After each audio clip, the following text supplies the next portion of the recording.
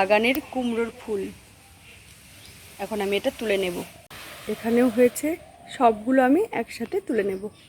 একটা পেঁপে পেকেছে, কিন্তু পেঁপেটা কেমন একটা ছাতা ধরে গেছে, কোনোটা ফাঙ্গাস হবে। করলা কীভাবে মাটিতে পড়ে আছে, বাবা তুলে নিই।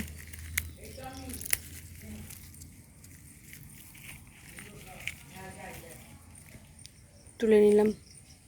তো প্রত্যেকটাই খুব ভালো করে ধুয়ে নিয়েছি আর পিছন দিকটা কেটে দিয়েছি, ভেতরে কিন্তু কিচ্ছু নেই। আর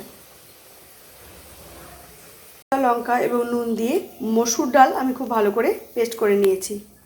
একটুখানি কালো জিরে দিয়ে দিয়েছি। এখন খুব ভালো করে মাখিয়ে নেব। এখন তেল গরম হয়ে গেছে, তো আমি ব্যাটারে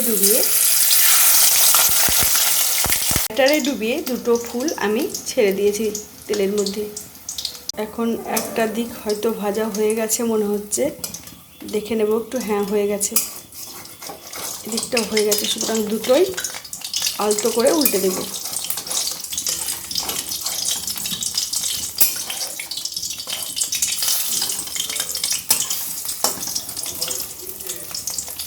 উল্টে দিয়েছি, দুটো দিকই ভাজা হয়ে গেছে। এখন তেল ঝরিয়ে তুলে নেব। একইভাবে আরও তিনটে আমি ব্যাটারে ডুবিয়ে দিয়ে দিয়েছি তেলে। উল্টে দেব।